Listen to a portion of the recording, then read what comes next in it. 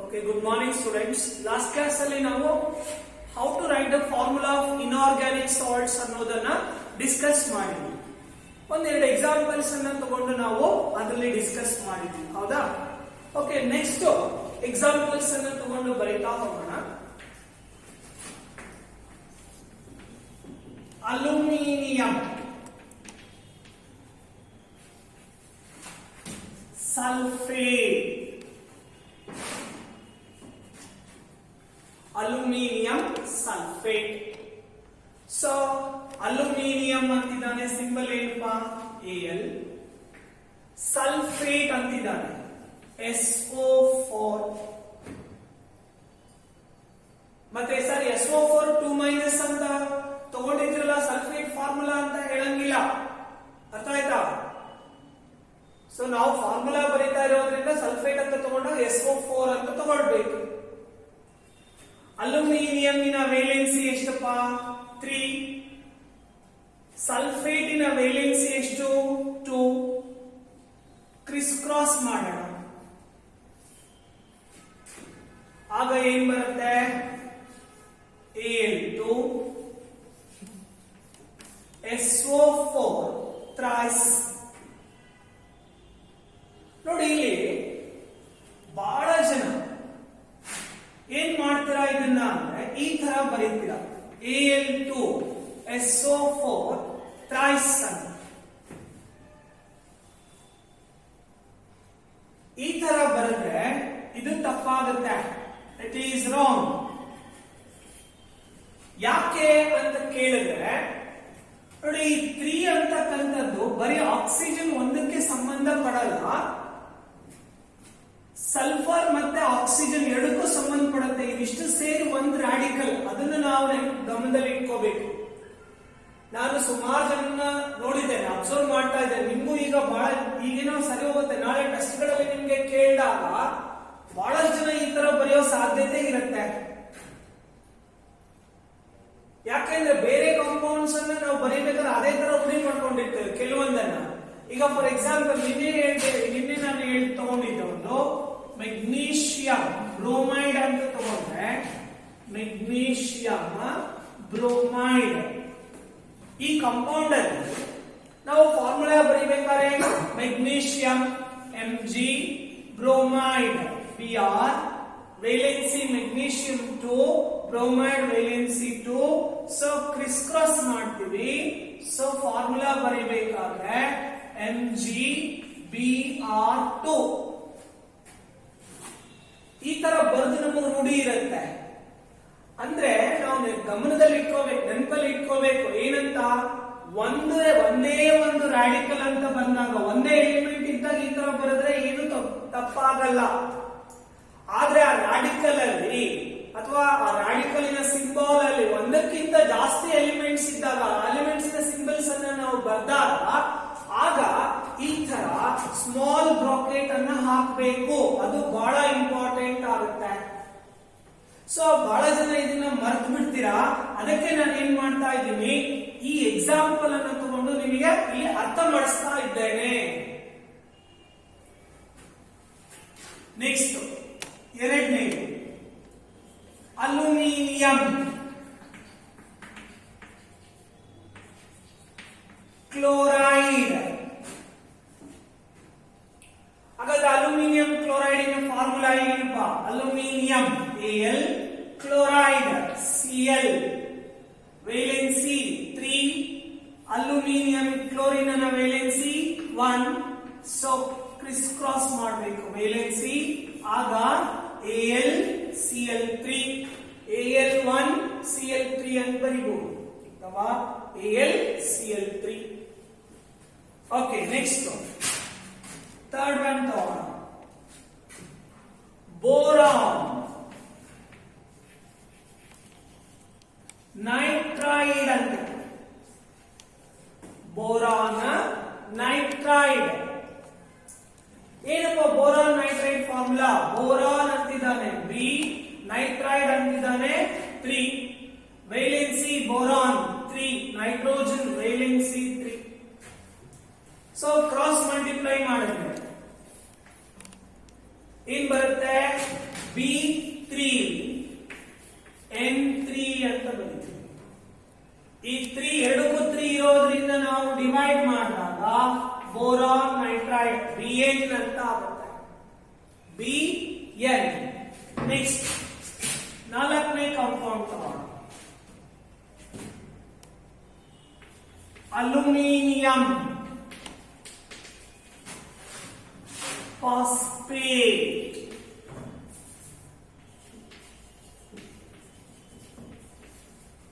Aluminium phosphate. ಹಾಗಾದ್ರೆ aluminium ಅಂತ ಹೇಳ್ತಾ ಇದ್ದಾನೆ Al phosphate PO4. Aluminium valency 3, ಫಾಸ್ಫೇಟಿನ ವೇಲೆನ್ಸಿ 3. ಸೊ ಕ್ರಿಸ್ ಕ್ರಾಸ್ ಮಾಡಿದ್ರೆ ಆಗ Al3PO4 ಟ್ರೈಸ್. ಎರಡರದ್ದು ವೇಲೆನ್ಸಿ 3 ಇರೋದ್ರಿಂದ ಇದನ್ನು ನಾವು ಏನನ್ನು ಬರೀಬಹುದು? AlPO4 ಅಂತ ಬರೀಬಹುದು. AlPO4. ನೆಕ್ಸ್ಟ್ ಐದನೇದು ಪೊಟ್ಯಾಷಿಯಂ ಪರ್ಮಾಂಗನೇಟ್.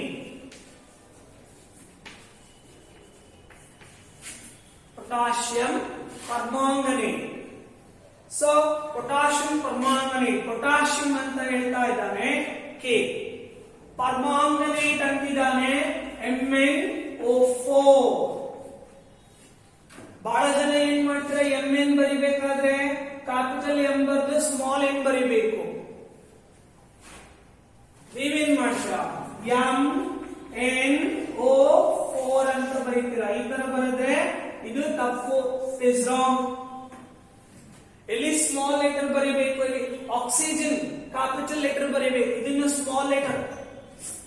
ಸುಮಾರು ಜನ ನಾನು ಅಬ್ಸರ್ವ್ ಮಾಡಿದ್ದೀನಿ, ಏನ್ ಮಾಡ್ತೀರಾ ನೀವು, ಈ ತರ ಬರೆದು ಬಿಡ್ತೀರಾ MnO4. ಈ ತರ ಬರ್ದಾಗ್ಲೂ ಕೂಡ ಇದು ಏನಾಗುತ್ತೆ, ತಪ್ಪಾಗುತ್ತೆ, ಇಟ್ ಈಸ್ ರಾಂಗ್. ಬಹಳ ಜನಕ್ಕೆ ರೆಪ್ರೆಸೆಂಟೇಷನ್, ಅದಕ್ಕೆ ನಾನು ಯಾಕಪ್ಪ ಈ ಎಲ್ಲ ಕ್ಲಾಸ್ಗಳು ಇಂಪಾರ್ಟೆಂಟ್ ಆಗ್ತಾವೆ ಅಂದ್ರೆ ಬಿಕಾಸ್ ಆಫ್ ದಿಸ್ ರೀಸನ್. ಬಹಳ ಜನಕ್ಕೆ ರೆಪ್ರೆಸೆಂಟೇಷನ್ ಮಾಡೋದೇ ಗೊತ್ತಿರಲ್ಲ, ಸೊ ಹಾಗಾಗಿ ರೆಪ್ರೆಸೆಂಟೇಷನ್ ಮಾಡಿಕ್ ಬರಲ್ಲ. ಸೊ ಈ ತರ ಎರಡು ತರ ಬರೆದ್ರೆ ತಪ್ಪಾಗುತ್ತೆ. ಆಮೇಲೆ ಇನ್ನೂ ಕೆಲವೊಬ್ರು MnO4 ಅಂತ ಬರೀತಾರೆ, ಹೌದಾ? ಸೊ ಈ ತರ ಎಲ್ಲ ಬರೆದ್ರೆ ಇದು ತಪ್ಪಾಗುತ್ತೆ. Okay,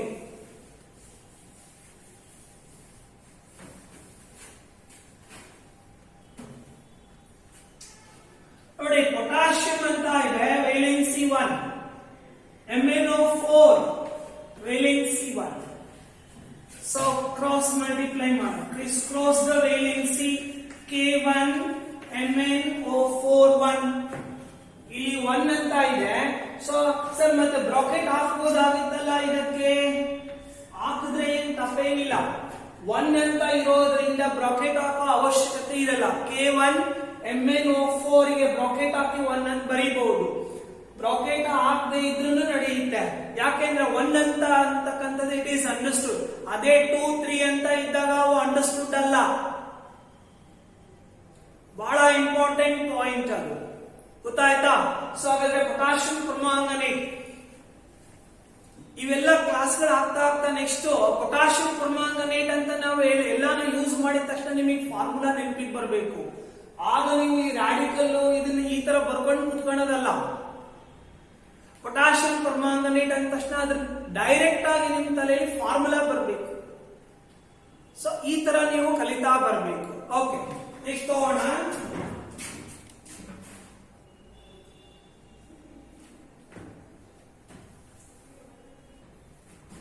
next potassium manganate. potassium manganate. So potassium K, manganate. ಇದರ ನ ವೇಲೆನ್ಸಿ 1, ಮ್ಯಾಂಗನೇಟ್ ನ ವೇಲೆನ್ಸಿ 2. ಸೊ ವೇಲೆನ್ಸಿನ ನಾವು ಕ್ರಿಸ್ ಕ್ರಾಸ್ ಮಾಡಬೇಕು. ಸೊ ಅಲ್ಲಿಗೆ ಏನಾಗುತ್ತೆ, it is K2MnO4. This is the formula of potassium manganese. Next, seventh one called sodium dichromate. Sodium dichromate. So sodium dichromate andre sodium Na dichromate Cr2O7. Sodium na valency 1, dichromate na valency 2. So valency crisscross ಮಾಡೋಣ. ಆಗ Na2Cr2O7. So what is the formula of sodium dichromate? Na2Cr2O7. ಹಾಗಾದ್ರೆ what is the formula of potassium dichromate? Same. That is, in place of sodium we have tried potassium. Valency of sodium and potassium are same. Therefore, what is the formula of potassium dichromate? K2Cr2O7. Potassium dichromate. I will write directly. Potassium dichromate. Both sodium and potassium have same valency, so therefore we can write K2Cr2O7. Next, ninth one, potassium chromate. Potassium chromate. So agar potassium, it is K, chromate Cr O4.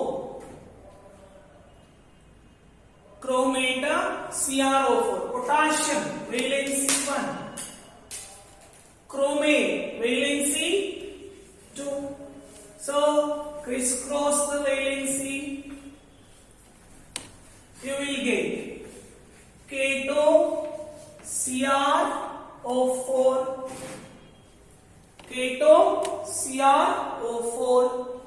Next, 10th one, magnesium oxide. What is the formula of magnesium?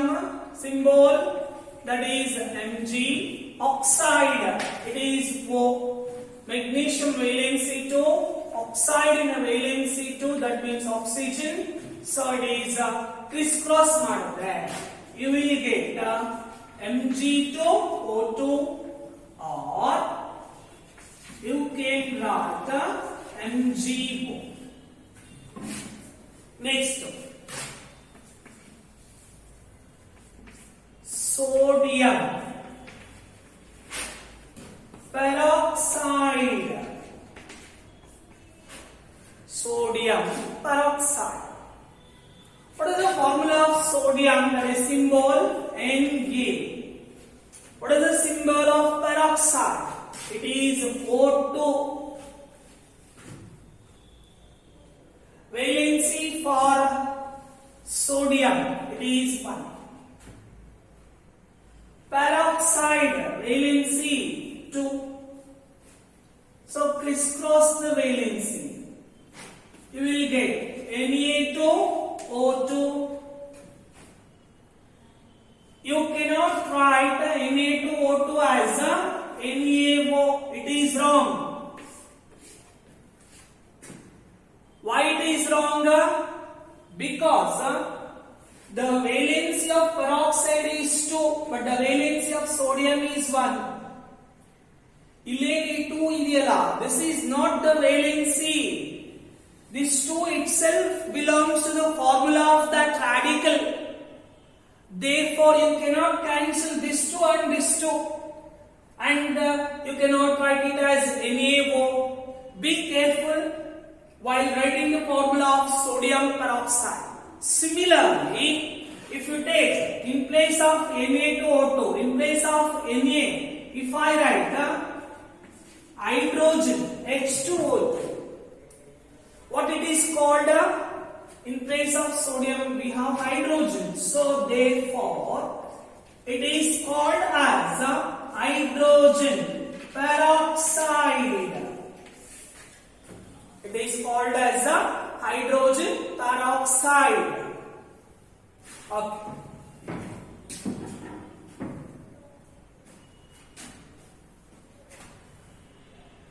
Okay, next one is potassium superoxide. Potassium, it is K. Superoxide, what is the formula? O2. Potassium valency 1, superoxide valency 1. So, crisscross the valency.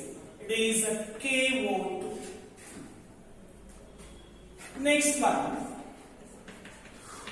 Ferrous sulfate. Ferrous sulfate. Sometimes they will give iron 2 sulfate. Sir, iron ಗೆ ಇದೇ ತರ ಕೊಟ್ಟಿದ್ದಾರಲ್ಲ, ಇಲ್ಲಿ sulphate 2 ಅಂತ ಕೊಟ್ಟಿಲ್ಲಲ್ಲ ಅಂತ ಕೇಳಬಾರ್ದು. ಇದನ್ನೇ ಯಾಕೆ ಕೊಟ್ಟಿದ್ದಾನೆ, ಈ ತರ ಯಾಕೆ ಕೊಟ್ಟಿದ್ದಾನೆ ಅಂದ್ರೆ ಐರನ್ ಗೆ ವೇಲೆನ್ಸಿ ಬೇರೆ ಬೇರೆ ಇದೆ, 2 ಇದೆ, 3 ಇದೆ ತಾನೆ, ಹಾಗಾಗಿ ಅವನು ಈ ತರ ಕೊಟ್ಟಿರ್ತಾನಷ್ಟೇ.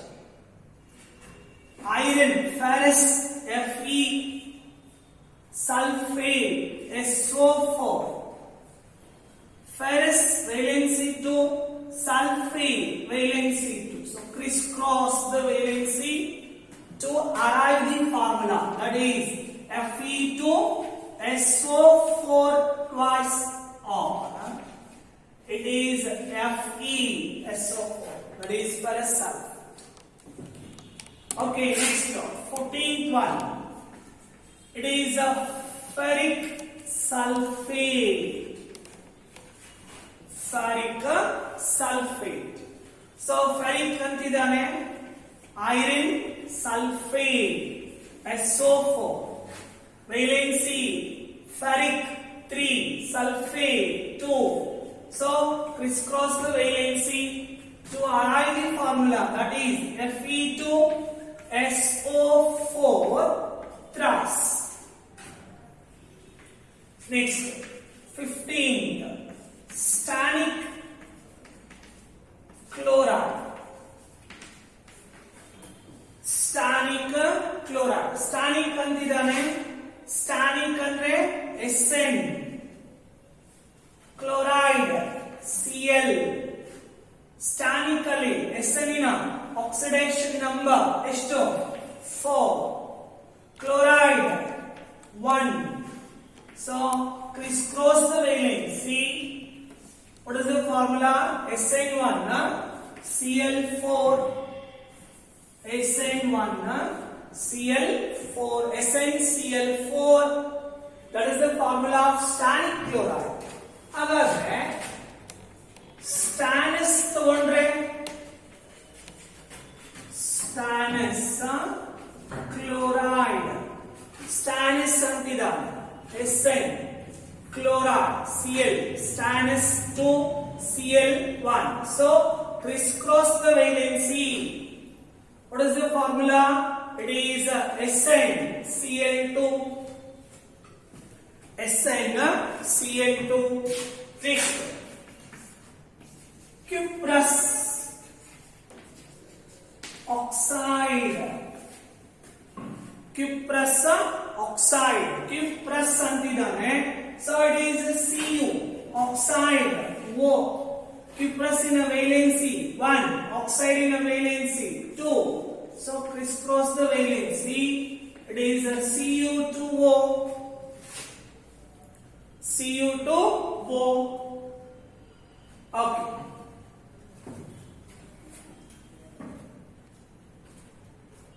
Okay, next up. Cupritol. Cupric oxide. Cupric oxide. Cupric antidane copper oxide oxygen. Valency 2 for copper in cupric.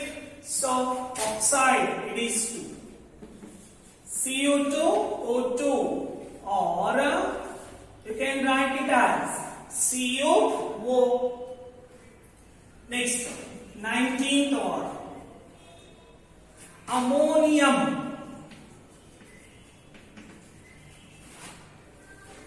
Chloride. Simplest formula. Ammonium formula NH4. ಬಹಳ ಜನ ಅಮೋನಿಯಂ ಅಂತ ತಕ್ಷಣ NH3 ಅಂತ ಬರೀತಾರೆ. NH3 ನೇ ಬೇರೆ, NH4 ಬೇರೆ, ಎರಡಕ್ಕೂ ವ್ಯತ್ಯಾಸ ಇದೆ.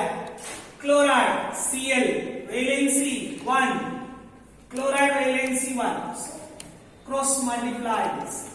NH4 Cl, NH41 Cl1 ಅಥವಾ NH4 Cl. Next 20, potassium.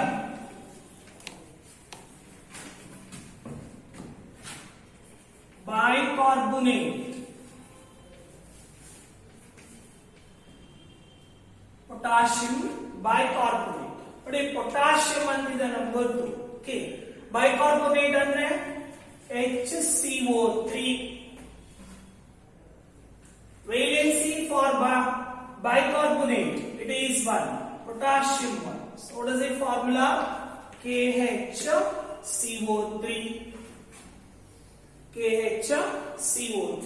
Next, 21th one, sodium carbonate. Sodium carbonate. Sodium Na carbonate CO3. Sodium valency it is 1, carbonate valency 2. So crisscross the valency, we will get Na2CO3. This is the formula of sodium carbonate. Okay, so ಇಲ್ಲಿಗೆ ಇವತ್ತಿನ class ಅನ್ನ ನಾನು conclude ಮಾಡ್ತಾ ಇದ್ದೇನೆ. ಇನ್ನು ಬೇಕಾದಷ್ಟು ಫಾರ್ಮುಲಾಗಳು ಬರ್ತವೆ, but ಇವನ್ನೆಲ್ಲ ನಾವು ಜನರಲ್ ಆಗಿ ಈ ಕಾಂಪೌಂಡ್ಸ್ ಅನ್ನ ನಾವು ಸುಮಾರು ಕಡೆ ಯೂಸ್ ಮಾಡ್ಕೊಳ್ತೀವಿ, ಹೌದಾ? ಸೊ ಇವುಗಳನ್ನ ನೀವು ಯಾವ ನೆಕ್ಸ್ಟ್ ಕ್ಲಾಸ್ಗಳಲ್ಲಿ ಅಥವಾ ಈಗ ನಾನು ಫಾರ್ಮುಲಾ ನೇಮ್ ಅನ್ನ ಹೇಳಿದ ತಕ್ಷಣನೇ ಆ ನೇಮ್ ಆಫ್ ದ ಕಾಂಪೌಂಡ್ ಅನ್ನ ನಿಮ್ ತಲೆಗೆ ಬರಬೇಕು. ಆ ಉದ್ದೇಶಕ್ಕೋಸ್ಕರ ಈ ಎಲ್ಲ ಕ್ಲಾಸ್ಗಳನ್ನ ಮಾಡಿ. ಯಾಕಂದ್ರೆ ನೆಕ್ಸ್ಟ್ ನಾವು ಕ್ಲಾಸ್ ಅನ್ನು ಸ್ಟಾರ್ಟ್ ಮಾಡಿದಾಗ ಒಂದು ಕಾಂಪೌಂಡ್ ನೇಮ್ ಹೇಳಿದಾಗ ಕಾಂಪೌಂಡಿನ ಫಾರ್ಮುಲಾ ನಿಮ್ಗೆ ತಲೆಯಲ್ಲಿ ಬರಬೇಕು. ಅದು ಬಹಳ ಇಂಪಾರ್ಟೆಂಟ್ ಆಗುತ್ತೆ. ಸೊ ನಾವೇನು ರಾಡಿಕಲ್ಸ್ ವೇಲೆನ್ಸಿ ಅದನ್ನೆಲ್ಲ ಬರ್ಸಿದೀವಿ, ಅವನ್ನೆಲ್ಲ ಕಲ್ತ್ಕೊಂಡು ಚೆನ್ನಾಗಿ ಇವನ್ನ ಪ್ರಾಕ್ಟೀಸ್ ಮಾಡ್ಕೊಳ್ಳಿ. ಇಷ್ಟೇ ಅಲ್ಲ, ಬೇರೆ ಬೇರೆ ಎಲಿಮೆಂಟ್ಸ್ ಅನ್ನ ತಗೊಂಡು ಕೂಡ ನಾವು ಬೇರೆ ಬೇರೆ ಕಾಂಬಿನೇಷನ್ ಅಲ್ಲಿ ಬರೀತಾ ಹೋಗ್ಬೋದು. ಅವುಗಳನ್ನ ಸ್ವಲ್ಪ ನಾನು ಕೆಲವೊಂದು ಕಾಂಪೌಂಡ್ಸ್ ನ ಹಾಕ್ತೀನಿ, ಅವುಗಳ ಫಾರ್ಮುಲಾಗಳನ್ನ ನೀವು ಬರೀರಿ, ಮನೆಯಲ್ಲಿ ಟ್ರೈ ಮಾಡ್ಕೊಳ್ಳಿ. ಆಯ್ತಾ? ಓಕೆ.